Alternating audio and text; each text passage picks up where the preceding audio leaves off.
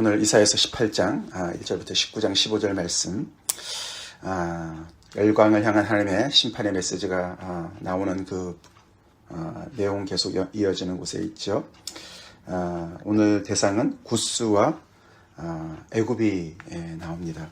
18장에는 구스, 19장에는 애굽, 앞에 전반부가 나오죠. 같은 지역입니다. 구스는 애굽보다 약간 남쪽에 더 있는 지금의 에디오피아라고 얘기할 수가 있죠. 그 두 나라를 향한 하나님의 심판의 메시지가 오늘 본문이 됩니다. 첫 번째 이제 18장에 나오는 구스의 이야기는 사실 내용이 조금 해석을 명확하게 하긴 어려운 본문입니다. 그러나 이제 전체적인 내용은 이제 비슷하죠. 하나님 앞에 이렇게 자만하고 교만했던 그 나라를 하나님께서 이제 조용히 감찰하고 계시다가 하나님의 때에 그들을 이렇게 심판하시는 그런 내용이고, 그 심판을 받았을 때 결국은 하나님을 알게 되고 하나님을 인정하고 하나님 앞에 예물을 드리러 나오는 그런 이야기로 마무리가 되어지는 내용인데, 이제 이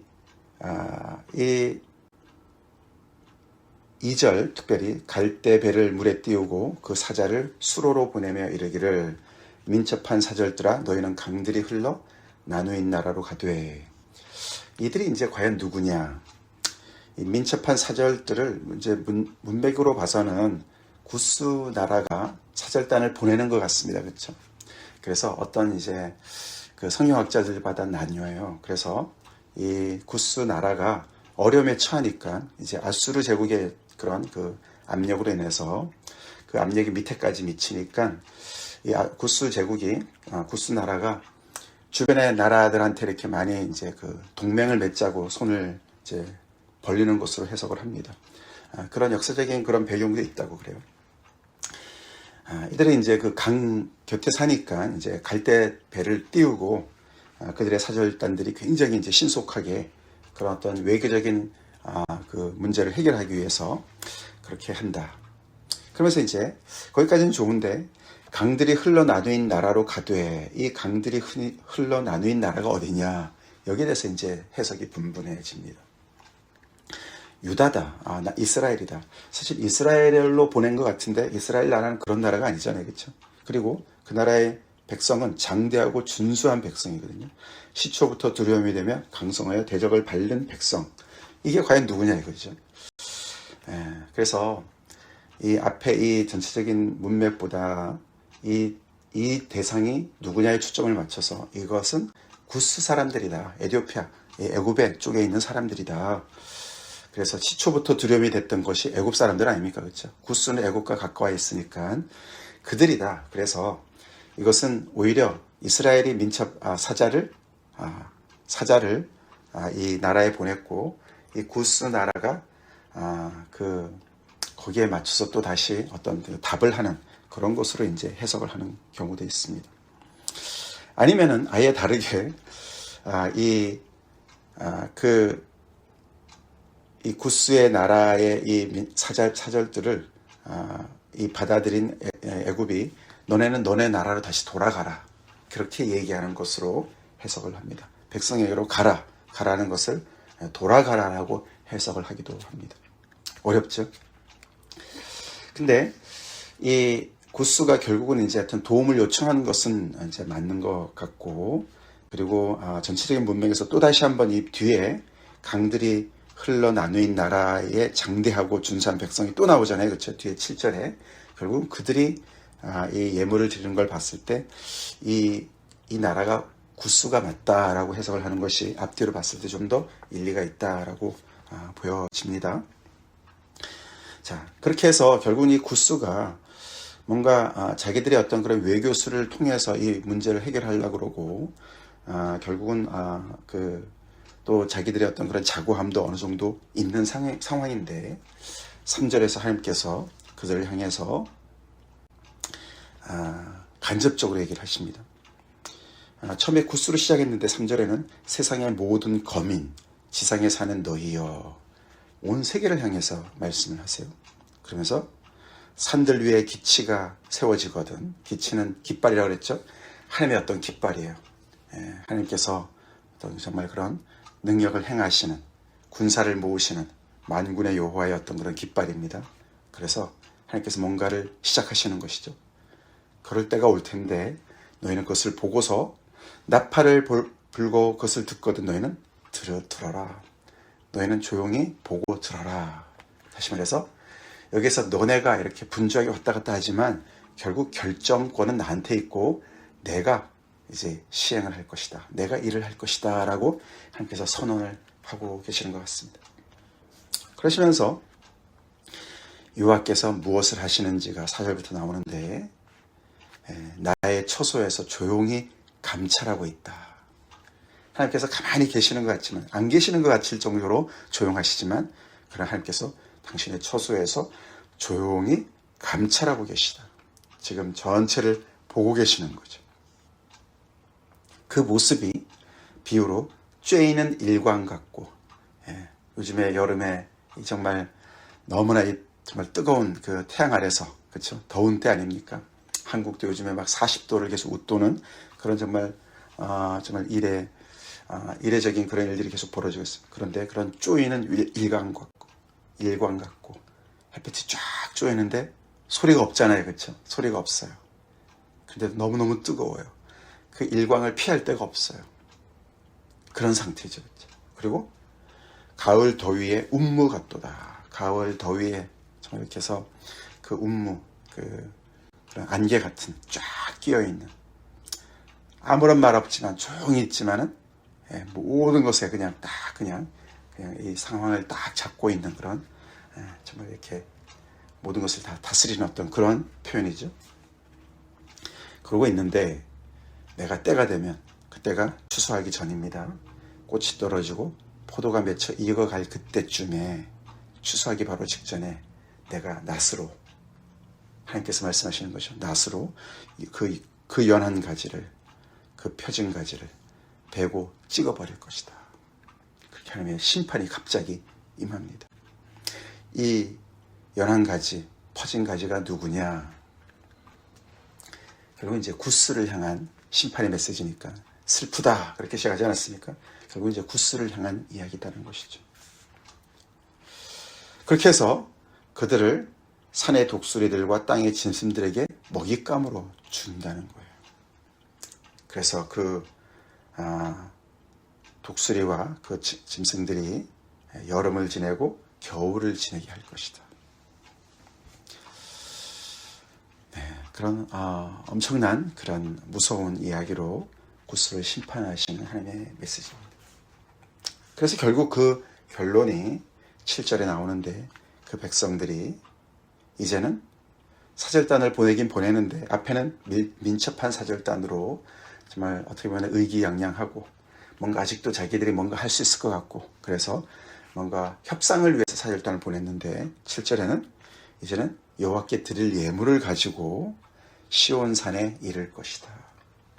이때는 그냥 어깨를 나란히 하는 어떤 그런 사절단이 아니라 이제는 조공을 바치는 너무나 우리를 구해달라고 탄원하고 애걸하는 그런 사절단으로 여호와 앞에 올 것이다. 겸손해져서 올 것이다. 라고 이야기를 마칩니다. 우리가 이제 역사적인 배경을, 구체적인 배경을 잘 모르니까 그리고 또 애매한 부분이 있으니까 구스가 정말 얼마나 하나님 앞에 잘못을 했길래 이렇게 정말 엄청난 그런 하나님의 심판을 받나 참 와닿지 않지만 그러나 하나님을 떠난 모든 나라들이 다 자기 나름대로의 그런 자율성을 가지고 하나님과 상관없이 또 하나님의 백성을 괴롭히는 여러 가지 죄악을 차곡차곡 쌓았겠죠. 거기에 대해서 하나님께서 조용히 가만히 계시는 거였지만 하나님의 때를 기다리고 계시고 결국에는 그 하나님께서 움직이실 때는 아무도 거기에 막을 수 없는 그런 우리가 보편적인 진리를 여기서 또 보게 됩니다. 그 다음에 이제 19장 전체가 이제 애굽에 대한 이야기입니다. 오늘은 이제 우리가 절반만 보게 되는데 이 애굽을 향한 하나님의 심판이 사실 바벨론만큼이나 또 이렇게 비중을 차지하고 자세합니다. 이유는 왜 알 수 있어요, 그렇죠? 애굽은 정말 이 이스라엘 역사의 초창기부터 그렇죠? 있었던 나라고 애굽이 굉장히 정말 이 이스라엘한테 어떤 때는 괴롭힘을 주고 어떤 때는 또 의지가 되는 피난처가 되는 어떤 그런 나라였어요. 애굽이 그래서 이스라엘한테 어떻게는 호의적으로 대하기도 하고 어떤 때는 적대적으로 대하기도 했습니다. 이 이스라엘을 가만히 놔두질 않았어요. 왜냐하면은 애굽은요, 사실 많은 어려움이 있었지만 그 나라에 이렇게 외적이 침입한 때는 별로 없잖아요. 그렇죠? 남쪽에 있었으니까. 그게 이유가 이제 거기를 쳐들어가려면은 이 이스라엘이 있는 그 땅을 통과해서 가야 돼요. 그렇죠? 이 북쪽에 있는 세력들이. 그래서 이스라엘 여기 지역을 굉장히 이렇게 잘 이용했습니다. 완충지로 이용했어요. 그렇기 때문에 자기들의 어떤 그런 국제적인 정세에 따라서 어떤 때는 잘해주다가 어떤 때는 괴롭히다가 그렇게 했던 거죠. 그리고 우리가 그 오래된 역사 알지 않습니까? 그렇죠? 예, 이 야곱의 그 후예들이 거기 내려가서 또 살기도 했지만서도 또 엄청난 그런 정말 종살이를 했던 그런 땅입니다. 그래서 하나님께서 바벨론 제국에 걸맞게 거기에 정말 비슷하게 이렇게 애굽에 대한 경고의 말씀이 자세히 합니다. 자, 오늘 우리가 절반의 이야기를 여기까지 이제 보는 이유는 오늘 이야기는 거기 그들을 심판한다는 이야기고 이제 16절부터 그 뒤에 얘기는 엄청난 반전의 메시지가 나옵니다. 읽어보세요. 사실 오늘 본문 말씀이죠. 하나님께서 이 애굽의 제국까지도 그들을 품으시는 것이죠. 그러면서 내 백성 애굽이여, 그렇게 결론이 나요. 19장 25절에 만군의 여호와께서 복주시며 이르시되 내 백성 애굽이여. 거기서 머물잖아요. 내 손으로 지은 아수르여. 그러면서 애굽과 아수르를 포함하시는 그런 엄청난 미래를 말씀하시면서 나의 기업 이스라엘이여. 그것은 원래부터예요. 그렇죠? 근데 그 기업의 이스라엘에 걸맞게 애굽도 아수르도 내 백성이라 그러시고 내 손으로 지었다 그러시면서 그들에게 복을 비시는 복이 있을지어다. 그럴 때가 올 것이다. 라고 사실 16절부터는 반전이 이루어져서 애굽이 그렇게 하나님의 백성으로 편입되는 이야기까지 확대가 됩니다. 그 전에 우리가 15절까지 묵상을 하는데 여기는 하나님께서 애굽 제국을 완전히 그냥 초토화시키는 얘기가 나옵니다. 하나님의 백성을 향한 심판 때도 그렇죠. 하나님께서 심판하시고 그 안에서 어떤 남은 자를 통해서 새로운 하나님의 역사를 이루시는 그런 소망의 메시지가 함께 심판과 소망이 계속 나오는데 애굽을 향해서도 그런 메시지가 나와요. 바벨론과는 좀 달라요. 그렇죠? 바벨론은 완전히 그 남은 자까지도 다 멸절하시겠다는 말씀이었는데 애굽은 뭔가 좀 다른 이야기가 나옵니다. 그러나 오늘은 먼저 하나님의 심판을 받습니다. 어떻게 심판을 받는가? 1절에 애굽에 관한 경고라. 보라, 여호와께서 빠른 구름을 타고 애굽에 임하시리니. 여기서는 하나님께서 직접 강림하세요. 그 전까지는 그렇죠. 북방의 어떤 세력들을 불러 모아서 하나님이 도구를 사용하셨는데 애굽은 하나님께서 직접 개입하세요. 근데 어떻게 가십니까? 빠른 구름을 타고 가신다. 물론 상징적인 표현이지만 이것은 굉장히 신속한 어떤 초월적인 그런 것도 얘기가 있지만 또 하나님의 어떤 그런 현현, 하나님의 나타나심, 하나님께서 나타나실 때 어떤 구름이 함께 우리가 출애굽 때도 시내산에서 그렇죠? 빽빽한 구름이 덮지 않습니까? 그래서 하나님의 어떤 그런 현현을 얘기합니다. 그러니까 구름을 타고 임하시니까 애굽의 그 성이 아무리 높아도 막을 수가 없어요. 그렇죠? 애굽의 모든 보호벽과 방어 체계가 완전히 정말 무기력해지죠. 무색합니다. 하나님은 빠른 구름을 타고 임하시는 그런 능하신 하나님이시기 때문에 그렇습니다. 그렇죠? 세상의 어떤 방어 체계가 여호와의 그런 개입을 막을 수가 없다. 아멘. 그렇죠? 아멘입니다. 그래서 모두가 떱니다. 애굽인의 마음도 그 속에서 녹고 애굽의 우상들도 그 앞에 떤다. 애굽은 우상들이 많은데 우상들조차 떠니까 백성들의 마음조차도 정말 정말 녹는 것이죠. 마치 초가 불 앞에 녹듯이 녹습니다. 자, 그러면서 하나님께서 이제 차례차례 이제 심판하시는데 첫 번째는 2절부터 4절에 나오는 것이 하나님께서 정치적인 어떤 그런 혼란을 야기시키십니다. 첫 번째는 정치적인 혼란이에요. 오늘 우리 매일 성경에도 이렇게 문단을 나눠서 잘 설명해 놨습니다. 참고하세요. 자, 그래서 첫 번째는 그 안에 혼란을 일으키고 분열을 일으켜서 자중질환이 일어나도록 하십니다. 서로가 서로를 치게 만드십니다. 그래서 내전이 일어나게 해요. 순서가 그래요. 그래서 그들이 먼저 정신이 쇠약해지도록 합니다. 서로가 싸우니까 한 마음이 돼서는 뭔가를 해보겠는데 그렇지 않은 거예요.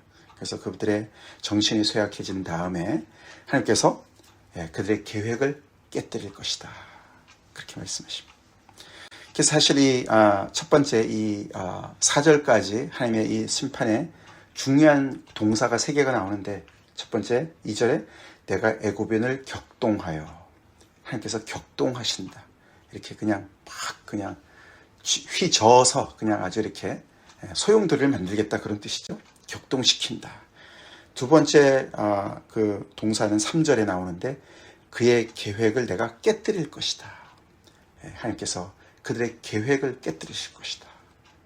세 번째 동사는 4절에 내가 애굽인을 잔인한 주인의 손에 붙일 것이다.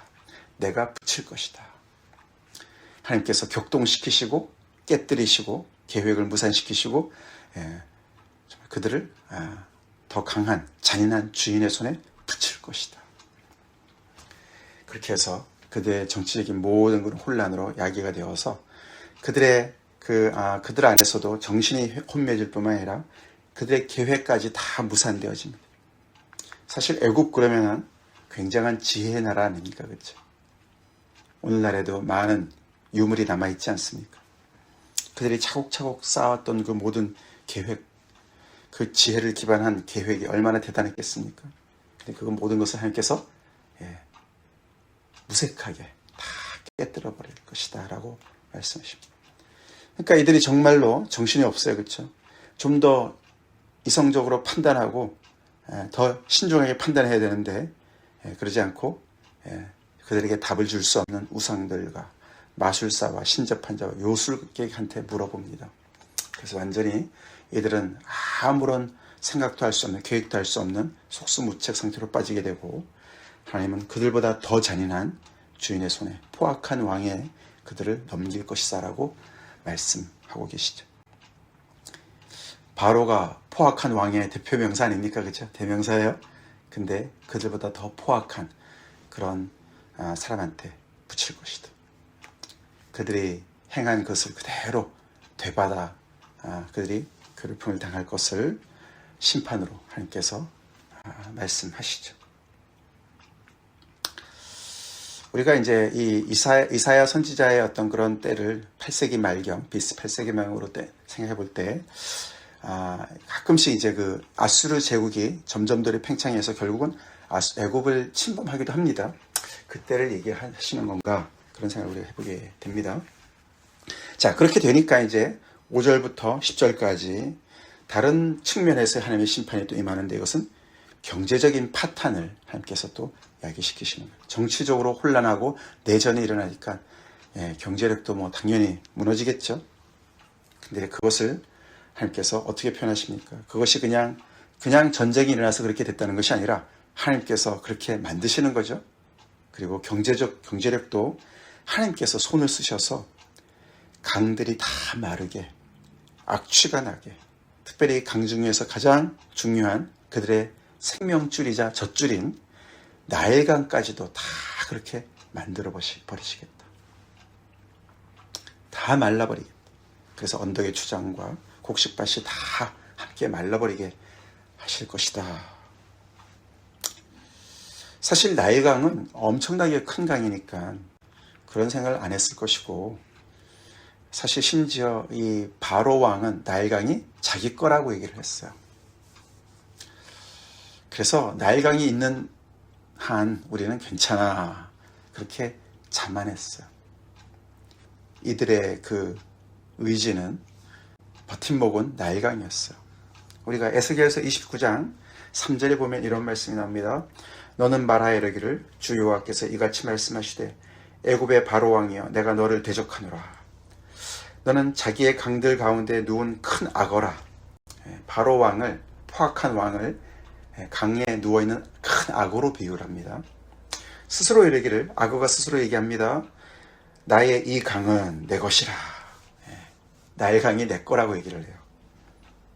내가 나를 위하여 만들었다. 바로가 그렇게 말을 한다는 거예요. 비유적인 얘기죠. 그만큼 이제 나의 강은 내 거야. 이것은 내 거야. 내가 만들었어. 내가 이 강을 통해서 내가 이 나라를 이렇게 부요하게, 부강하게 만들었어. 그렇게 자고한 마음을 하나님께서 지적하시는 것이죠. 근데 오늘 보니까 그 주인이 누구예요? 하나님이세요. 그렇죠? 하나님이세요. 우리가 이 말씀에 여러 가지를 생각해 볼 수가 있어요. 그렇죠?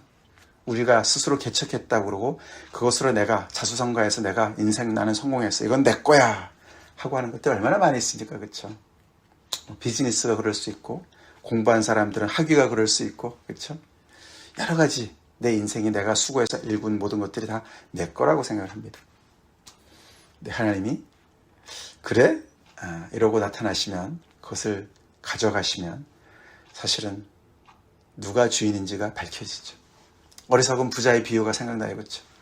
너무나 소출이 많아서 지금 있는 곳간도 너무 모자라서 그걸 허물고 크게 곳간을 다시 지었습니다. 가득가득 채웠습니다. 이제 내 영혼아 걱정 없다. 편안히 눕자. 쉬자. 조기 은퇴하자. 뭐 이랬습니다. 그렇죠? 근데 하나님이 뭐라 하셨어요? 내가 오늘 내 영혼을 도로 찾겠다. 그 얘기는 뭐죠? 네 영혼 내 거야. 네 생명 내 거야. 그러면 그 재물이 누구의 것이 되겠느냐? 생명조차도 우리 게 아닌데 그렇죠? 우리 게 뭐가 있습니까? 내 거가 있습니까? 근데 바로는 내 거라고 얘기했어요. 하나님께서 나일강을 마르게 하십니다. 그러니까 이 나일강은 정확하게 누구 거죠? 하나님의 것이었는데 하나님께서 선물로 주신 거예요. 그렇죠? 선물이었습니다. 우리가 소중히 여기는 모든 것들 하나님께서 주신 선물입니다. 아멘. 그걸 인정해야 돼요. 선물이에요. 주신 분이 하나님이시면 가져가실 수도 있습니다. 그렇죠? 그래서 가져가실 때 우리는 주신 분도 하나님이시고 가져가신 분도 하나님이시다. 욥의 고백처럼 진정한 그런 고백을 할 수가 있어야 되겠죠.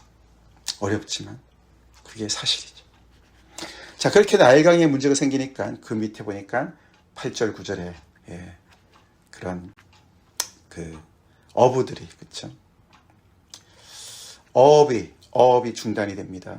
그리고 9절에는 직조업이 중단이 됩니다. 그렇죠? 거기에 나오는 갈대들을 통해서 여러 가지 그런 세마포도 짜고 배도 짜고 그랬는데 모든 것이 다 마비가 되어지는 것이죠. 고기를 잡을 수가 없어요. 배를 짤 수가 없습니다. 그렇게 경제력이 완전히 경제가 파탄이 되어집니다. 하나님께서 손을 쓰시면 그 엄청난 제국도 한순간에 이렇게 될 수가 있다. 자고할 것이 없다. 미국의 이 정말 이 영화가 얼마나 갈까? 하나님을 두려워야 될 줄로 믿습니다. 그 다음에 이제 11절부터 끝까지 15절에 거기는 지혜가 나오죠. 지혜. 애굽의 그 지혜 그러면 정말 지혜로운 자들이 애굽에 많이 있었는데 여기 소안의 방백, 모사의 책략 이것은 이제 어떤 그 왕자들을 얘기할 수가 있어요. 방백은 왕자들이죠.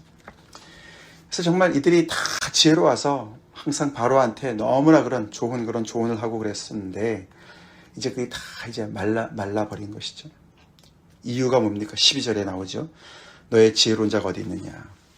그들이 만군의 여호와께서 애굽에 대하여 정하신 뜻을 알 것이요. 또 내게 말할 것이니라. 반어적인 표현이죠. 너네가 지혜로운데 왜 만군의 여호와께서 너희를 향한 정하신 뜻을 너네는 왜 알지 못하느냐? 너네만 생각이 있는 줄 알아? 하나님도 생각이 있으셔. 그 얘기죠. 너네만 계획이 있는 줄 알아? 하나님의 계획이 있으셔. 너네가 똑똑하다면 왜 하나님의 계획을 너네는 간파를 못하니? 그 말씀이죠. 하나님은 그들의 계획을 빤히 알고 계시는데 너네 지혜롭다고 하면서 왜 하나님의 계획은 알지 못하는 거야? 라고 반문하는 얘기입니다. 그래서 결국은 이 애굽을 향한 하나님의 심판의 얘기는요, 계획과 계획의 충돌입니다. 하나님의 그들을 향한 계획이 있었고 그들이 스스로 만든 계획이 있었어요. 근데 하나님께서 그들의 계획을 깨뜨리신다고 하셨어요. 그렇죠? 그러니까 누구의 계획이 서겠습니까? 하나님의 정하신 뜻이, 하나님의 정하신 계획이 서겠죠. 그것이 항상 진리인 줄로 믿습니다. 하나님이 우리를 향한 계획, 하나님이 온 세상을 향한 계획이 항상 이루게 될 것이고 경영이 이루어질 줄로 믿습니다. 아수르 얘기할 때 그렇게 말씀하지 않으셨습니까? 그것을 막아설 자가 하나도 없다. 그것이 애굽에게 그대로 적용이 됩니다. 아무리 똑똑해도 하나님의 정하신 뜻을 알지를 못합니다. 그게 세상의 지혜의 한계죠. IQ 300, 400, 500 인공지능이 하나님의 뜻을 알 수가 있겠습니까? 아무리 똑똑해도 알 수가 있겠습니까? 그러나 어린아이도 하나님의 뜻을 알 수가 있습니다. 겸손할수록 알 수가 있는 것이 하나님의 뜻이에요. 우리가 이런 말씀을 통해서 이 말씀을 어린아이처럼 믿는 사람들은 하나님의 뜻을 알 수가 있어요. 그렇죠? 이렇게 자고하다가는 겸손케 될 수밖에 없는 것을 우리는 알지요. 하나님은 교만한 자를 대적하시고 겸손한 자를 높이시는 하나님이신 것을 우리가 알기 때문에 그렇습니다. 하나님이 말씀해 주셨어요. 알려주셨어요. 알려주신 것을 그대로 받아들이는 어린아 같은 믿음, 겸손한 마음이 있는 사람들은 그 뜻을 알 수가 있어요. 근데 이렇게 모든 것을 다 가지고 구비하고 그 지혜가 1000년 이상, 몇천 년 동안 쌓여있는 그런 정말 자고한 이 나라는 그 나라에서도 가장 으뜸인 사람들은 알지를 못해요. 이렇게 당하면서도 무슨 일인지 알지 못할 것이다. 결국 그렇게 한 이유는 14절에 여호와께서 그 가운데 어지러운 마음을 섞으셨으므로 교만한 자들한테 하나님께서 그렇게 지혜로운 자는 알지 못하게 하나님께서 만드시죠. 그래서 두렵습니다. 바로의 완악한 마음, 가졌던 완악한 마음 하나님께서 완악하게도 만드시죠. 지혜로운 자들에게 지혜를 빼앗기도 하십니다. 어리석은 일을 행하게 하나님께서도 하십니다. 그렇게 철저하게 애굽이 심판을 받습니다. 오늘날의 강대국에 사는 정말 그 모든 백성들이 들어야 될 말씀인 줄 믿습니다. 자고한 나라들, 자고한 인생들이 애굽에 비교했을 때 하나님께서 이렇게 정말 구름을 타고 빠른 구름을 타고 임하셔서 아무것도 막을 수 없는 그런 상태로 속수무책으로 이런 하나님의 계획에 무너질 그런 자신을 미리 보면서 하나님 앞에 돌아야 될 줄 믿습니다. 다 같이 기도하겠습니다. 하나님 감사합니다. 오늘 계속된 하나님의 심판의 메시지 보면서 특별히 애굽을 향한 하나님의 메시지를 보면서 우리가 가장 강대국인 미국에 살기 때문에 미국은 언제나 건재할 거라고 착각하는 그런 점을 아버지 우리의 마음을 다시 한번 주님 앞에 회개하고 정말 하나님 앞에 두렵고 떨림으로 정말 이 나라가 서기를 위해서 기도하는 저희가 되기를 원하고 또 위정자들 위해서 기도하며 우리 스스로도 자만에 빠지지 않도록 주님 앞에 나오게 하여 주시옵소서.